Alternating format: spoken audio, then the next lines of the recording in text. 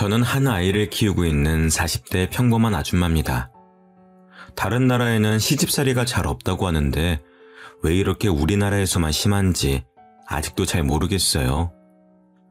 지금은 이혼을 했지만 안면몰수한 그 사람들을 생각하면 아직도 치가 떨립니다. 결혼하기 전까지는 몰랐다가 결혼 직후부터 저는 끔찍한 시집살이에 시달렸어요. 결혼을 준비하는 과정에서는 그다지 과한 예단이나 혼수를 요구하지도 않았고 다른 집들과 마찬가지로 적당한 수준의 가격에 맞춰서 각자 모은 돈으로 결혼식을 올렸습니다. 그때까지는 이 정도면 시댁운도 좋다고 생각했었어요. 하지만 결혼을 하고 난 이후로는 남편도 시댁도 마치 가면을 벗듯이 정체를 드러냈죠. 여기 가서 좋은 기운 좀 받아와서 아들 낳아야지. 이번 주말에 시간 괜찮지? 결혼 직후에는 아직 회사 생활을 하고 있었던 터라 주말에는 쉬고 싶었지만 어머님은 매번 저를 찾아와서 주말마다 아이를 생기게 해준다는 절이며 명소들을 데려가셨습니다. 다녀오면 녹초가 되었지만 시댁까지 어머님을 모셔다 드리고 와야 했어요. 사회생활을 하는 것만으로도 너무 지쳐 있었는데 주말마저 그렇게 빼앗겨버리니 오히려 몸이 안 좋아졌습니다. 피곤이 누적이 되니까 감기나 잔병 치레들도 많이 했었고요. 그런데 어머님은 그런 저를 보고서 차라리 회사를 그만두고 집에서 몸을 챙기면서 아이를 가지는 게 어떻냐고 하셨습니다. 어차피 아이를 낳으면 회사는 그만둬야 되니까 일찍 그만두라는 거죠. 그런데 저는 아이를 낳고서도 일을 그만둘 생각이 없었습니다. 맞벌이를 해도 아이를 부족하지 않게 키우는 게 될까 말까인데 남편 혼자 벌어오는 돈으로는 빠듯해도 너무 빠듯할 게 눈에 선했거든요. 거기다 남편보다 제가 월급도 많았었는데 그만둬도 남편이 그만두는 게 맞았죠. 하지만 이런 생각을 입 밖으로 꺼내면 어머님이 까무러칠 게 분명하니까 속으로만 생각을 하고 있을 수밖에 없었습니다. 하지만 어머님은 틈만 나면 얼른 회사를 그만두라면서 저를 닥달하셨고 저는 겉으로는 알겠다고 하면서 그냥 계속 회사를 다닐 생각이었어요. 그런데 어머님은 제 상상을 뛰어넘으시는 분이셨습니다. 제가 연차를 쓴 날에 직접 회사로 찾아오셔서는 저희 팀장님까지 찾아가셔서 저 대신 사직서를 내려왔다면서 사직서를 내고 제 짐까지 모두 들고 오신 거예요. 팀장님도 당황하셔서 저에게 연락을 주시지 않았다면 아무것도 모를 뻔했죠. 저도 너무 놀라서 급하게 회사로 갔을 때는 이미 어머님이 제 짐을 들고 가버리신 후였습니다. 그 모습을 직장 동료들이 다 봤다고 하니 너무 창피해서 고개를 들 수가 없겠더라고요. 나는 우리한테 알게 모르게 불만이 있어 해서 그런 건 줄 알았어. 그럴 리가요. 일단 사직서는 버려주세요. 너무 죄송해요. 저도 어머님이 이렇게까지 하실 줄은 상상도 못했어요. 그래, 어머님이랑 이야기 잘해보고 어차피 사직서는 양식이 엉망이라서 수리가 안 돼. 걱정 마. 그날 다른 팀원과 팀장님에게 몇 번을 사과했는지 기억도 안 납니다. 어머님, 저한테 말도 없이 그렇게 무작정 회사로 가시면 어떡해요? 네가 하도 회사를 안 그만둬서 그렇지 뭘 그렇게 꾸역꾸역 다니려고 해? 저 꾸역꾸역 다니는 거 아니에요. 계속 일하고 싶어요. 아이 낳는다고 해도 저는 일 그만둘 생각이 없어요. 그럼 애는 누가 돌봐? 엄마가 이렇게 무책임해서 되겠어? 물론 저도 아이 낳으면 육아휴직도 쓸 거예요. 아직 태어날지도 모르는 아이 때문에 회사를 그만두고 싶진 않아요. 그러니까 다음부턴 그러시지 마세요. 뭐라고? 애는 안 낳을 거야? 회사를 다닌다고 아기를 안 가질 거라는 말은 아니잖아요. 그거나 뭐가 달라? 시어머니랑은 도무지 말이 안 통하더라고요. 결국엔 제가 죄송하다는 말로 끝이 났습니다. 여보, 어머님이 오늘 우리 회사까지 찾아가셔서 사직서까지 나 대신 내셨대. 뭐라고? 엄마가 어떻게 거기를 알고 찾아가셨는데? 회사 이름이랑 부서는 알고 계시니까 로비에서 물어보셨겠지. 당신이 좀 말려봐. 어머님이랑은 도무지 말이 안 통해. 내가 엄마를 어떻게 말려. 오늘 당신이 말했으니까 더는 안 그러실 거야. 하지만 어머님은 다시 회사를 찾아오지만 않으셨을 뿐 매일같이 전화를 하셨습니다. 매번 회사는 언제 그만둘 거냐라는 말로 1시간을 넘게 끊지 않고 저를 괴롭히셨죠. 그렇게 몇 개월을 넘게 시달리고 있었는데 저희에게 아이가 찾아왔습니다. 아이가 생겼다는 말을 하면 또 당장에 회사를 찾아갈 기세여서 한동안은 밝히지 않다가 6개월이 지났을 때쯤 출산 휴가를 내고 어머님께 말씀드렸죠. 아이가 생겼다고 하니 엄청 기뻐하시더라고요. 그 이후로 어머님은 임신한 사람한테 좋다는 건 다 해주셨습니다. 아이를 낳으려면 몸이 튼튼해야지. 요즘에는 다들 몸이 약해서 그렇게 그 제왕절개라는 걸 한다더라. 응? 그렇게 애를 쉽게 낳으면 정이 생기겠어? 넌 무조건 자연분만할 거지? 네, 저도 최대한 자연분만으로 하고 싶죠. 그렇지? 아유, 너는 그래도 생각이 똑바로 박혀서 좋네. 저도 물론 몸이 따라준다면 자연분만을 생각하고 있었습니다. 하지만 그게 제 마음대로 되는 것도 아니고 결국에 제왕절개를 해야만 했었죠. 20시간이 넘는 진통 중에 도저히 안 될 것 같아 유도 분만을 했었지만 그것마저 실패해서 제왕절개 수술을 빨리 들어가야 되는 상황이었어요. 하지만 어머님은 그때까지도 고집을 꺾지 않아서 한바탕 난리가 벌어졌죠.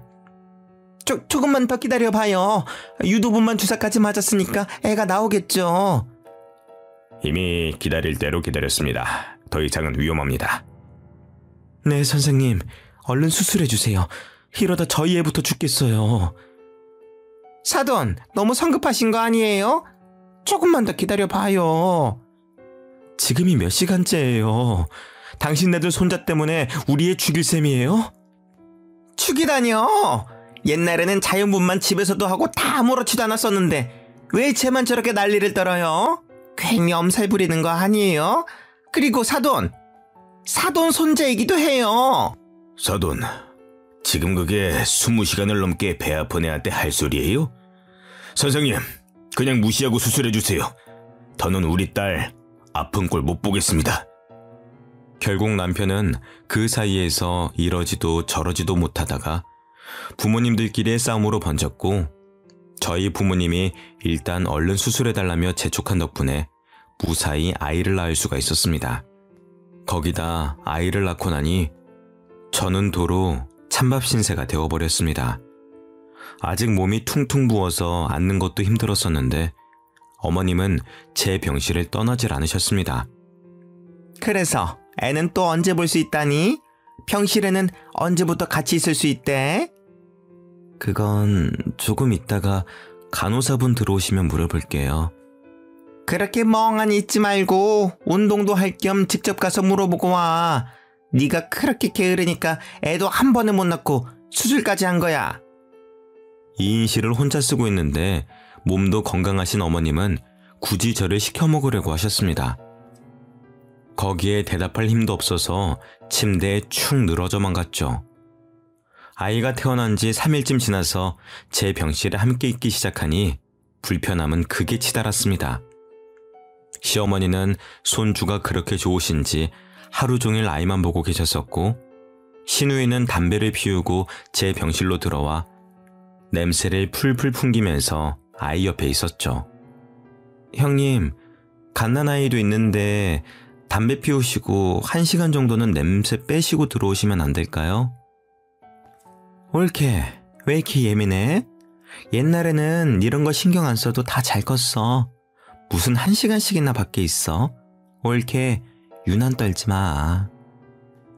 시누이는 결혼도 안 하고 아이도 낳아본 적이 없으니 제 말을 이해를 못 하더라고요. 예, 이거 내 엄마 말이 맞아. 이렇게 갓난아기 때부터 담배 냄새 맡으면 안 좋아. 너희 아빠도 너 태어나고 나서는 한 달 동안 금연했었다. 시어머니가 웬일로 제 편을 들어주셔서 신우이는 입을 삐죽 내밀면서도 말은 듣더라고요. 손자를 위한 일이라면 그저 껌뻑 넘어가셨습니다. 저는 안중에도 없으신 게 문제였었지만요. 아이를 낳고 병원이 너무 갑갑해서 산후조리원에도 안 가고 집으로 돌아왔었는데요. 저는 산후조리사를 쓸 생각이었습니다. 아무래도 몸이 너무 안 좋아져서 회복하는 동안에는 필요할 것 같더라고요. 그런데 그 소식을 들으신 어머님은 거품을 물고 반대하셨어요. 너는 돈이 나만 하니? 돈 아깝게 산후조리사는 왜 불러? 갓난아이 있는 집에 자꾸 바깥 사람 들이면 안 좋아. 뭘 믿고 사람을 써? 아는 언니가 소개해 주신다고 하셔서요. 믿을 만한 분이에요. 그래도 어쨌든 바깥 사람이잖아. 정 필요하면 내가 해줄 테니까 그런데 쓸데없이 돈 쓸 생각하지 마. 돈 아까운 줄도 모르니? 어머님은 사람을 부를 돈으로 차라리 자기한테 용돈이나 좀 챙겨달라고 하시면서 기어코 본인이 제 산후조리를 해주겠다고 하시더라고요. 결국엔 또 어머님한테 치고 어머님이 원하시는 대로 하기로 했습니다. 그런데 시어머니한테 맘 편히 이거 해달라 저거 해달라 부탁하는 게 어디 쉽나요? 빨래도 마음대로 돌리시고 옷은 다 상해서 엉망이 되어버렸지만 뭐라 하기도 애매했습니다. 아이를 낳고 나니 손발이 너무 차가워져서 찜질팩을 달고 살아야 했었는데 어머님은 무슨 유난을 떠냐면서 이러쿵저러쿵 저에게 핀잔만 잔뜩 늘어놓으셨습니다. 그렇게 아무것도 안 하고 누워만 있으니까 그런 거야. 일어나서 운동도 하고 움직이면은 저절로 손발은 따뜻해져. 왜 이렇게 유난을 떨어? 너만 애 낳았니? 결국에는 산후조리는커녕 어머님의 잔소리에 겨우겨우 몸을 움직여 집안일을 했습니다. 몸을 움직여야 임신한 동안 찐 살도 빠지고 몸도 돌아온다는 핑계로 결국엔 집안일의 대부분은 제가 하게 되는 건 정해진 수순이었죠. 거기다가 남자는 집안일을 하는 게 아니라며 남편은 집안일에 손도 못 대게 했었고 남편이 퇴근하고 나면 어머님은 오늘 일을 너무 많이 해서 삭신이 쑤신다더니 혼자서 집안일을 다 한 것처럼 말씀을 하신 덕에 남편과 싸움도 났었습니다. 당신 아무리 그래도 당신 시어머니인데 대체 뭘 얼마나 부려먹길래 퇴근하고 올 때마다 엄마가 저렇게 지쳐있어. 당신도 조금은 도와야지. 내가 뭘 그렇게 부려먹어. 당신이 봤어? 빨래도 밥도 청소도 다 내가 하는데 어머님이 부려먹기는 뭘 부려먹는다는 거야? 어머님은 그냥 손주 보러 오시는 것뿐이야. 당신은 도와주러 오신 분한테 꼭 그런 식으로 말을 해야 되겠어? 오신 김에 손주도 보시는 거겠지. 과장해서 말하지 마. 엄마 힘든 거 뻔히 보이는데 왜 거짓말을 해? 남편은 제가 힘들어서 살이 쪽쪽 빠지는 건 안 보이는지 어머님 편만 들고 있더라고요. 결국엔 몇 번의 싸움 끝에 산후조리사도 어머님도 안 부르는 걸로 합의했습니다. 그런데 산후조리를 제대로 못하니까 손목이며 골반뼈까지 너무 아프더라고요. 그런 와중에 아이는 봐야 하니 제대로 잠도 못 자고 먹는 것도 먹는 둥 마는 둥이었어요.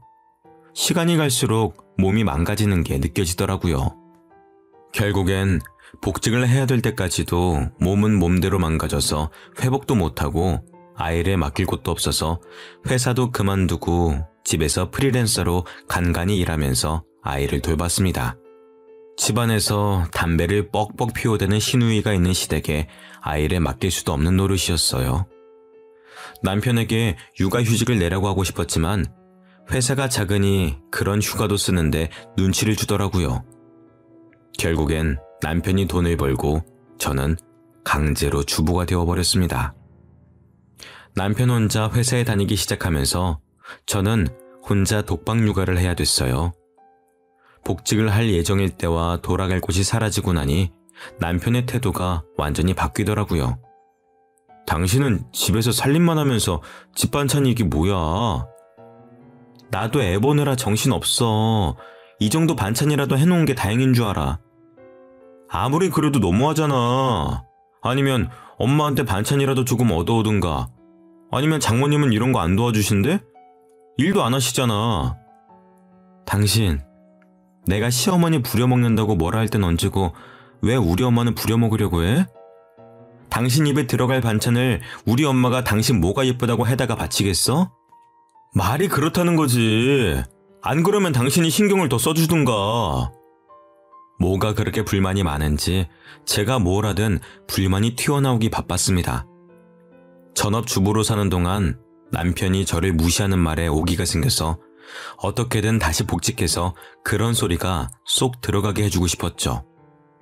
그래도 2년쯤 지나서 아이가 어린이집을 다니면서 조금 여유가 생겼어요. 낮에 혼자 있는 시간에는 물리치료라도 받으면서 몸을 회복하려고 했습니다. 저도 몸을 회복하고 회사도 복직하고 싶었거든요. 하지만 시어머니는 그것마저 불만이셨습니다. 너 저번에 산후조리사 쓴다고 할 때부터 알아봤다. 돈 쓰는 귀신이야 아주. 세상 사람들 다 너만큼은 아파. 고작 그런 걸로 무슨 물리치료야? 남편은 시어머니가 대놓고 저에게 뭐라고 하는데도 아무 생각 없이 있더라고요. 제 커리어도 무너지고 몸까지 망가져가며 아이를 낳았더니 그건 아주 당연하다는 듯 구는 게 너무 서러웠어요. 남편이 일을 벌려놓고서는 결국 혼자 나몰라라 하는 것도 꼴보기 싫었죠. 제가 경제력을 잃으니 다들 저를 더 만만하게 생각하기 시작했었거든요. 특히 시누이는 아이를 낳고 난 이후로 저희 집에 불쑥불쑥 찾아왔었습니다. 시누이는 공무원을 준비한다면서 나이 40 가까이 시댁에 얹혀 살면서 시험을 준비하는데 시부모님이랑 싸우고 나면 꼭 저희 집에 오더라고요. 옳게 내 말 좀 들어봐. 우리 엄마지만 남의 사정은 신경도 안 쓰고 너무 자기 생각만 하지 않아? 옳게도 그렇게 생각하지? 처음에는 뭣도 모르고 시누이의 말을 들어주면서 어머님 욕에 호응했다가 나중에 어머님이랑 화해하고 나서 그걸 어머님한테 다 일러바치더라고요. 결국엔 고부 갈등의 골만 깊어질 뿐이었습니다. 그런 일들이 반복되면서 그냥 시누이가 엉엉 울면서 찾아와 자기 멋대로 어머님을 욕하고 있으면 아무런 호응도 해주지 않고 실컷 떠들게 내버려뒀어요. 중간에 아이가 깼다는 핑계로 방으로 들어가기도 했지만 끝까지 자기 할 말만 하면서 밤새도록 저를 붙잡고 있었습니다. 남편은 자기 누나인데 다음날 출근을 해야 한다는 핑계로 매번 먼저 자리를 피했고 결국 시누이가 오는 날은 잠도 제대로 못 자고 다음날 시누이가 어질러 놓은 걸 치우느라 피곤함이 2배는 더 몰려왔습니다. 저도 참다 못해서 남편에게 시누이를 좀 어떻게 해보라고 했었지만 자기 일이 아니라는 듯이 저보고 알아서 하라고 하더라고요. 누나도 당신이 편하니까 이렇게 와서 하소연다고 그런 거지. 당신이 알아서 잘라내. 왜 그걸 말을 못하고 있어? 그리고 하소연 들어주는 게 뭐 어때서? 그게 말이 쉽지. 당신 일 아니라고 너무 쉽게 말하지 마. 시댁 식구도 가족이야. 가족끼리 하소연도 못해? 당신도 너무 벽치는 경향이 있어. 당신도 엄마랑 누나랑 좀 가깝게 지내려고 노력이라도 해봐. 남편은 도리어 제 탓을 하면서 친하게 지내라는 엉뚱한 대답을 내놓았습니다. 그러면서 정작 본인은 저희 부모님을 찾아뵙지도 않고 심지어는 명절마저도 혼자 보내면서 그런 말을 하는 게 양심에 찔리지도 않는지 입만 살아서 나불거리더라고요. 당신은 우리 집에 살갑게 구는 건커녕 찾아뵙지도 않으면서 그런 말이 나와? 저거랑 시집은 또 다르지. 딸은 출가 외인이라는 말 몰라? 요즘 시대에 그런 게 어딨어? 너무 이기적인 거 아니야? 당신도 이번 명절에는 나랑 같이 친정 가든가. 왜 또 그렇게 예민하게 받아들여. 됐어.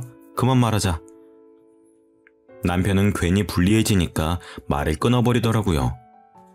엄마가 아이를 낳을 때 시어머니가 고집 부리던 걸 가만히 보고만 있던 남편에게 한 소리 하셨었거든요.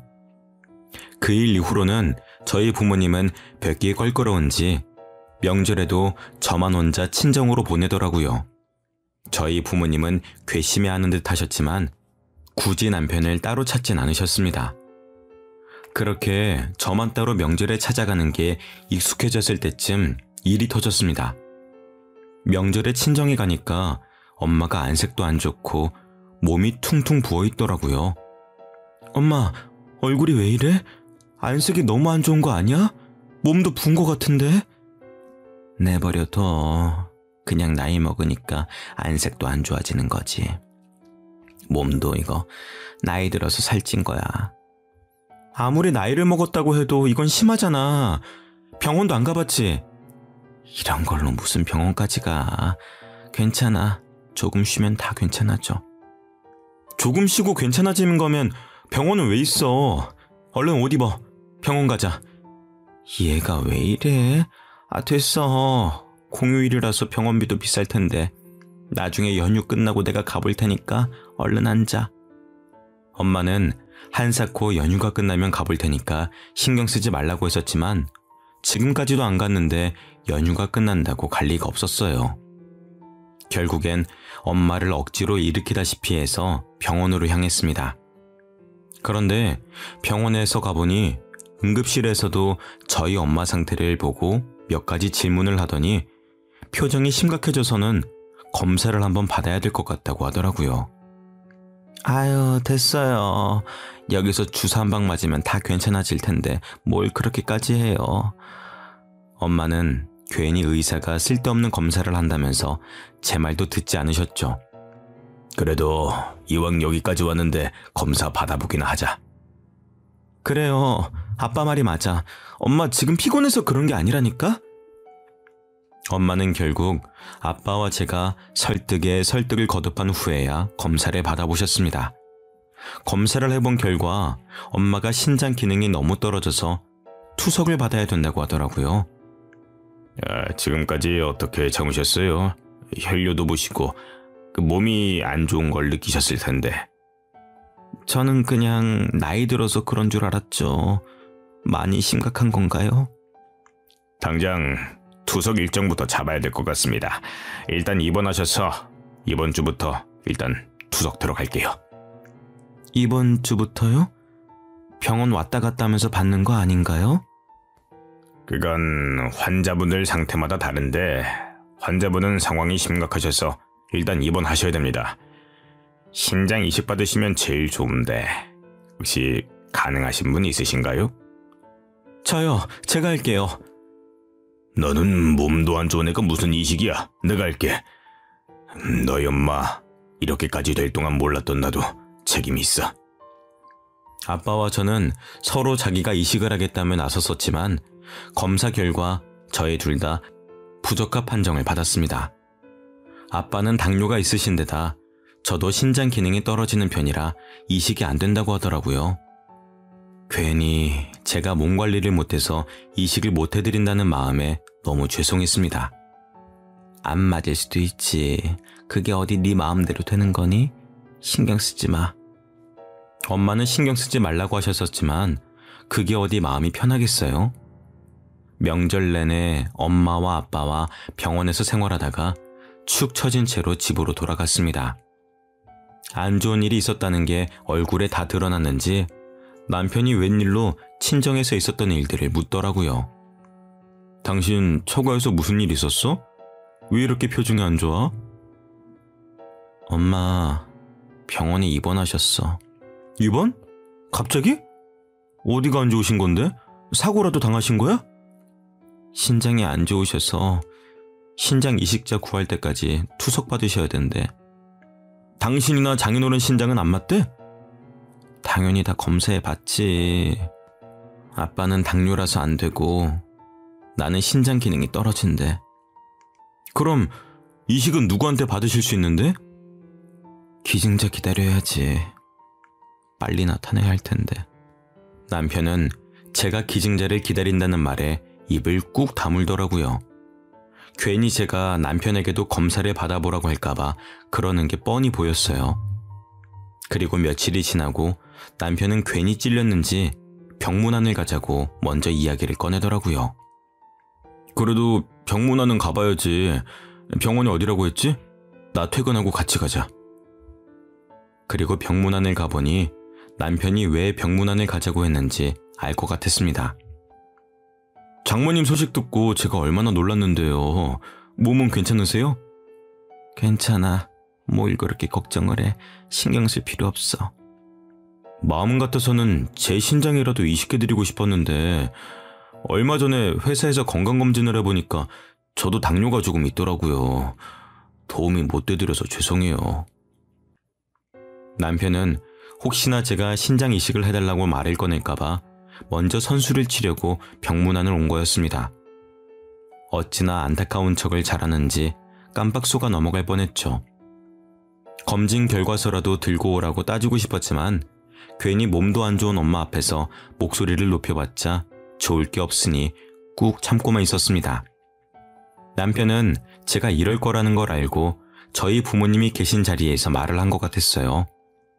그래야 나중에 남편이 이식을 해준다고 해도 몸이 안 좋은 사람에게 못할 짓이라며 안 받으실 테니까요.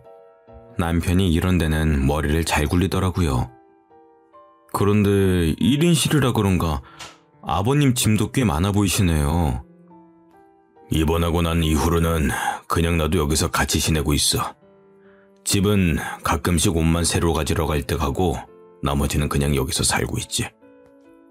병문안을 갔다가 돌아오는 길에 남편이 하는 말은 어이가 없었습니다.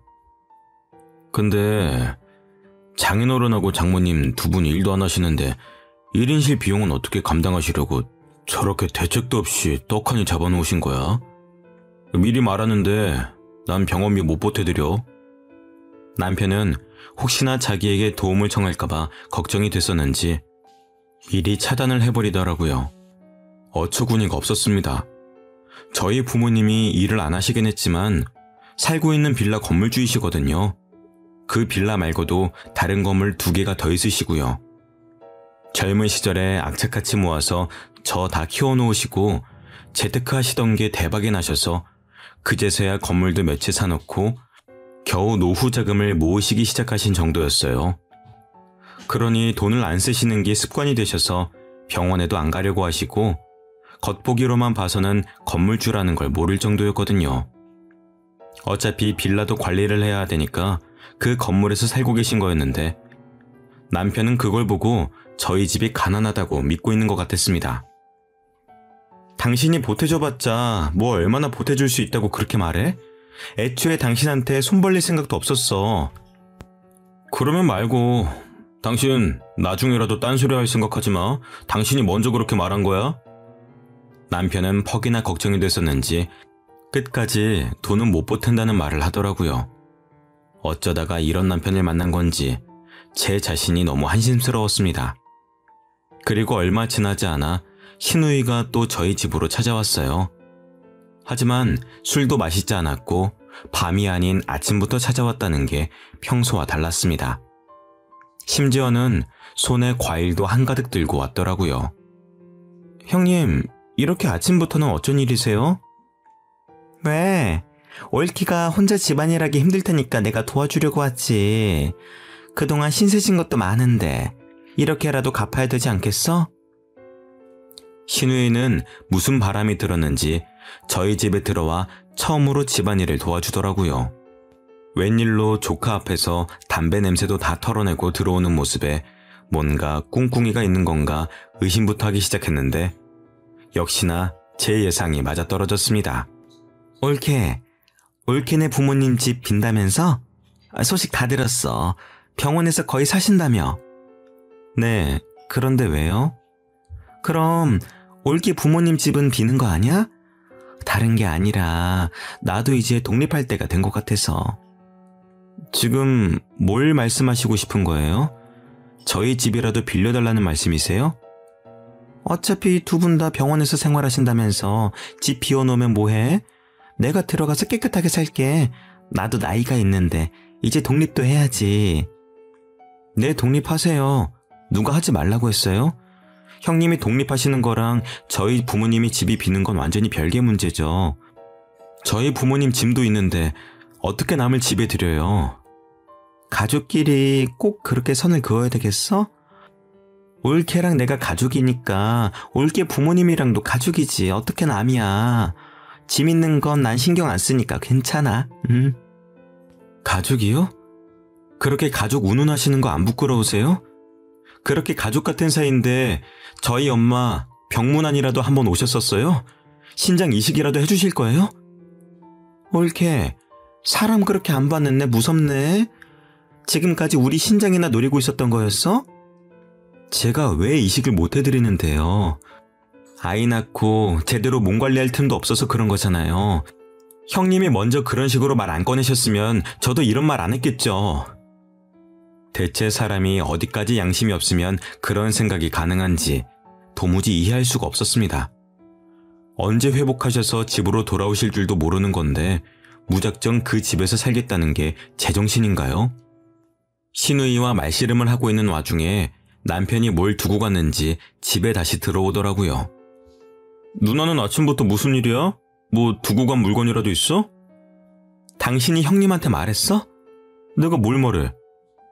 우리 부모님 병원에 입원하셔서 두 분 다 병원에서 생활하시는 거 당신이 말했냐고. 말했는데 그게 왜? 형님이 당신이 한 말 듣고 여기까지 와서 뭐라고 하시는지 알아?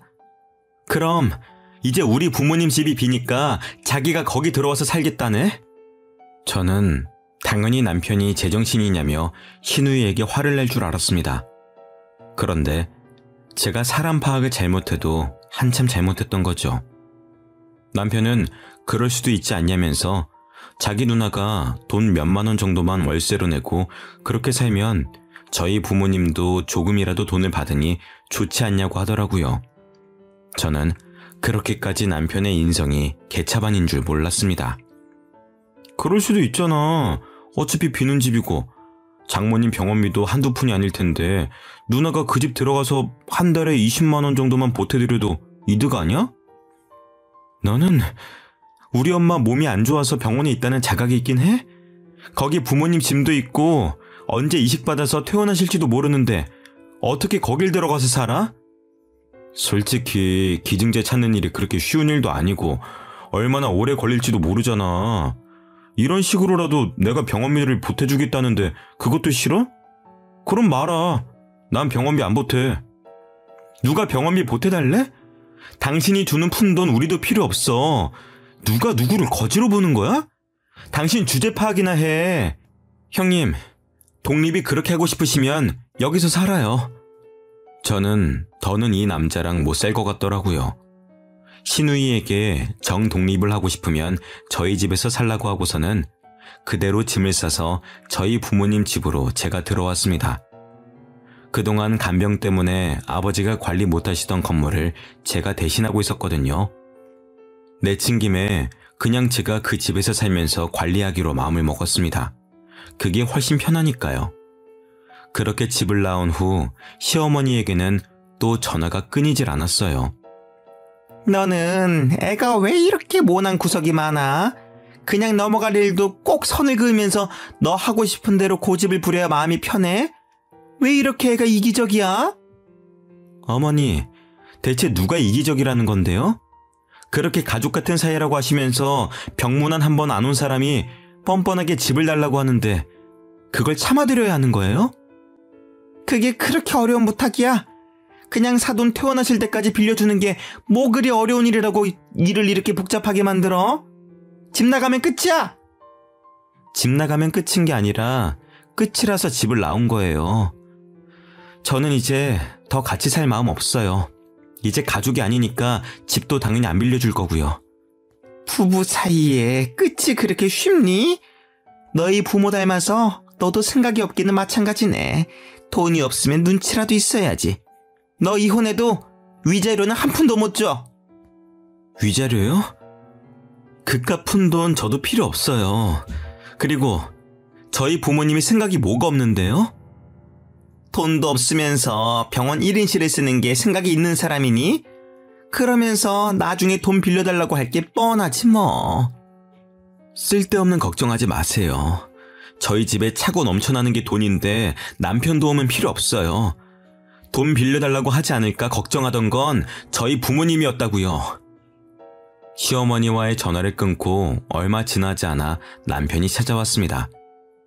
당신 정말 이런 일로 이혼하겠다는 거야? 당신 이혼이 그렇게 쉬워? 우리 애는 어떡하고? 안 쉬우니까 지금까지 참아준 거야. 당신 같은 사람 손에 애를 어떻게 맡겨? 당신 이런 식으로 나오면 위자료고 양육비고 한 푼도 못 받을 줄 알아? 당신이 위자료든 양육비든 줘봤자 얼마나 준다고 유세를 부려? 제 말에 남편은 자기가 예상한 반응과 다르게 나오자 당황한 것처럼 보였습니다. 당장 이혼 서류에 사인해. 나는 다 해놨으니까 당신만 사인하면 돼. 남편은 아무렇지 않은 척하며 보란듯이 제 눈앞에서 서류에 사인을 해버리더라고요. 그렇게 저와 남편은 이혼을 하고 법원을 나서는 길에 아빠가 저를 데리러 오셨습니다. 엄마가 아픈 후로 아빠는 엄마가 퇴원하면 여기저기 함께 다니실 거라고 비싼 외제차를 뽑아서 운전 연습 겸 시내 곳곳을 돌아다니셨었거든요. 남편은 아빠가 외제차를 몰고 나타나는 걸 보고 어안이 벙벙해 하면서 저를 붙잡더라고요. 장인어른이 어떻게 외제차까지 사고 다니시는 거야? 내가 말했잖아. 당신이 주는 푼돈은 필요 없다고. 부모님이 사는 그 빌라 전체가 아빠 명이야. 그거 말고도 건물이 더 있는데 당신은 그것도 모르고 누가 누굴 걱정한 건지. 다시는 우리 눈앞에 띄지 말게. 못난 사위도 사위라고 마음에 안 들어도 다 참아주고 있었더니 정도껏 해야지. 장인어른, 건물 가지고 있으셨다는 것 정말입니까? 왜? 이제서야 우리 재산을 들으니까 후회가 되나? 이미 기회는 지나갔어. 다시는 우리 집 사람들 눈에 띄지 말게. 알겠어? 이미 끝난 마당에 그게 진짜면 어떻고 아니면 어떡하게? 멍청하면 착하기라도 하든가. 어쩜 이렇게 하나같이 다 뒤떨어지는지. 제가 남편을 보며 비웃어주자 남편은 어안이 벙벙해서 그 자리에서 굳어버리더라고요. 저는 그런 남편을 두고 아빠의 차를 타고 그 자리를 떠났습니다. 그 이후로 상황 파악이 뒤늦게 끝난 건지 남편은 매일같이 전화를 걸어댔어요. 제가 전화를 받지 않으면 구질구질하게 문자까지 남기면서 다시 합치자고 했습니다. 여보, 내가 그동안 생각을 잘못했어. 장모님 신장이식 검사 한 번 더 받아볼게. 가족이어야지 이식 심사도 잘 통과되잖아. 그러니까 우리 재결합하자, 어? 엄마가 이식 결정이 나지 않았더라면 저도 그 말에 흔들렸을지도 모릅니다. 재결합하고 다시 이혼해서 위자료든 돈을 뜯기는 한이 있어도 엄마만 다시 건강해진다면 그 값을 지불할 생각은 당연히 있었죠. 하지만 남편이 그렇게 구질구질하게 굴 때쯤 뇌사자의 신장을 이식받기로 했습니다. 엄마는 운이 좋게 그 기증자분의 신장을 이식받을 수가 있었고 무사히 퇴원까지 할 수가 있었습니다. 그 사실을 아이에게 들었는지 아이와 만난다는 핑계로 자꾸 저와 만나려고 하더라고요. 시우도 어린데 부모가 같이 있는 환경에서 키우는 게 낫지 않겠어? 시우도 우리가 같이 살았으면 좋겠다고 하던데 엄마로서 그걸 모르는 척 할 거야? 당신 시우 핑계 대면서 재결합은 꿈도 꾸지 마. 자꾸 그러면 시우도 못 만나게 할 거야. 어떻게 그렇게 매사에 매정하게 말을 할 수가 있어? 너는 애가 불쌍하지도 않아? 너 같은 아빠는 필요 없어. 너 이혼하기 전까지 애랑 같이 시간을 보낸 적이 있긴 해? 그동안 일한다는 핑계로 주말에도 잠만 자고 아이랑 말도 잘 안 했으면서 아빠 자격도 없어 넌. 아빠 자격? 내 애야. 내 핏줄인데 자격이 뭐가 필요해? 당신 애 만날 때마다 같이 살고 싶다고 말하라고 시키는 거 모를 줄 알았어? 애도 눈치가 빨라서 당신이 애정이 있어서 그렇게 말하는 건지 아닌지 다 알아. 참내 애가 뭘 안다고. 시우가 진짜 그렇게 말했어? 그럼 내가 들은 것도 없이 막무가내로 찔러보는 거겠니? 내가 너같이 멍청한 줄 알아? 그러니까 애라도 보고 싶으면 다시는 개수작 부리지 마. 한 달에 한 번 만나는 것만 지키면 되는 걸 애가 보고 싶다는 말에 기껏 아이를 보내줬더니 매번 재결합에 눈이 멀어서 애를 이용하더라고요. 자기 아빠만 만나고 들어오면 아빠는 자기를 사랑하지 않는다며 기가 죽어서 들어와서는 있었던 일들을 말하는데 그걸 듣고 있자니 저도 점점 인내심이 바닥을 치고 있었거든요. 그래서 저도 한 번은 화가 나서 아이를 따라 나가서 직접 말을 한 거였습니다. 그 후로도 몇 번 더 질척거리긴 했었지만 제가 마음을 돌려먹을 생각이 없다는 게 티가 나니까 금세 포기하고 연락을 끊더라고요. 어이가 없었지만 엄마도 건강을 되찾으니 액땜했다 생각하고 있습니다. 그 이후로 아이는 아빠를 보고 싶다는 말도 안 하고 곧 초등학교에 들어가네요. 원래도 아빠랑 그다지 친밀한 사이가 아니어서 그런지 없어도 크게 허전함을 느끼지 못하는 것 같습니다. 아이는 아빠 대신에 할아버지가 굉장히 잘 챙겨주고 계셔요. 저희 아빠도 처음에는 태어날 때 저를 힘들게 했다고 별로 안 예뻐하셨었는데 그래도 핏줄은 핏줄인지 결국에는 옆에 끼고 사는 수준입니다. 저도 아빠가 육아를 많이 도와주신 덕분에 건강도 다시 회복하고 얼마 전에는 복직도 했습니다. 예전만큼 큰 회사는 아니지만 나름 복지도 좋고 제 경력을 이어나갈 수가 있어서 저는 만족하고 사는 중입니다. 엄마도 건강을 잘 회복하셔서 이제는 반년에 한 번씩 병원에 가보는 정도네요. 이제 저는 더 바랄 게 없습니다. 저희 가족이 모두 건강하고 행복하게만 살았으면 좋겠습니다. 여러분들도 무엇보다도 건강이 우선이라는 걸 잊지 말고 사셨으면 좋겠습니다.